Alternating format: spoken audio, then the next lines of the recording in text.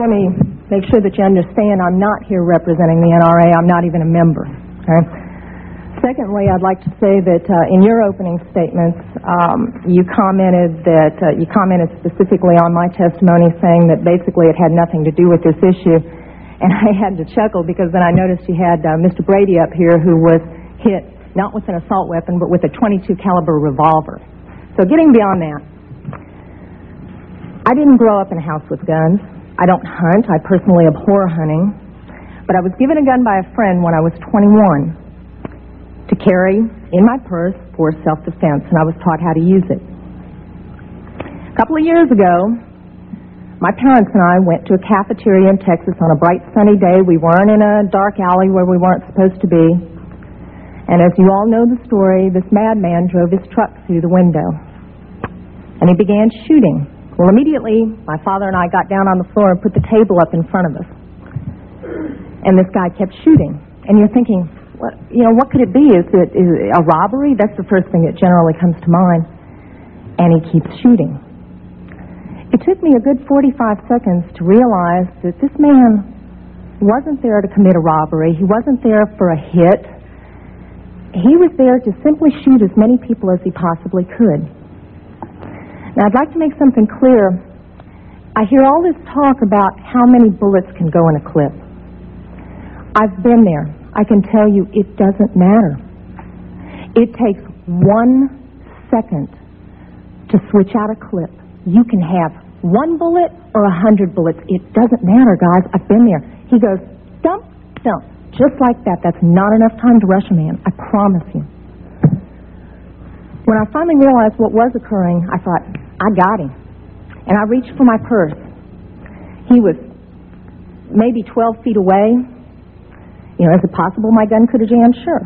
Is it possible I could have missed? Sure. But I can tell you I've hit much smaller targets at much greater distances. But then I realized that a couple of months earlier I had made the stupidest decision of my life.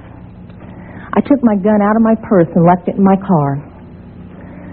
Because, as you well know, in the state of Texas, it's sometimes a felony offense to carry a gun in your purse. I can tell you that I'm not mad at the guy that did this. As he continued, it was obvious that he was a madman. My father, at that point, said, I've got to do something. I've got to do something. He's going to kill everybody in here, and he rushed the man. No way. This guy turned, shot him in the chest. He went down, was obviously mortally wounded. For whatever reason, that made the man change directions and go off to my left. Shortly thereafter, someone at the back of the restaurant broke out a window.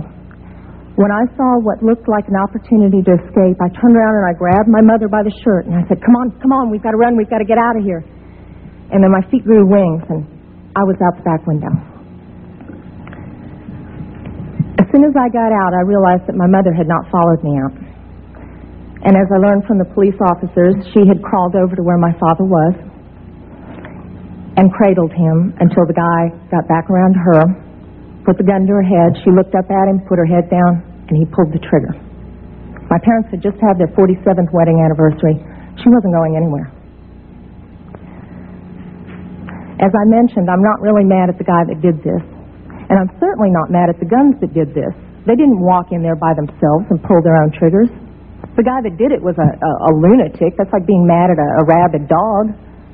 I'm mad at my legislators for legislating me out of the right to protect myself and my family. I would much rather be sitting in jail with a felony offense on my head and have my parents alive. As far as these so-called assault weapons, you say that they don't have any defense use. You tell that to the guy that I saw on a videotape of the LA riots, standing up on his rooftop, protecting his property and his life from an entire mob with one of these so-called assault weapons. Tell me that he didn't have a legitimate self-defense use. Just one final statement. I've been sitting here getting more and more fed up with all of this talk about these pieces of machinery having no legitimate sporting purpose, no legitimate hunting purpose, People, that is not the point of the Second Amendment. The Second Amendment is not about duck hunting. And I know I'm not going to make very many friends saying this, but it's about our right, all of our rights, to be able to protect ourselves from all of you guys up there.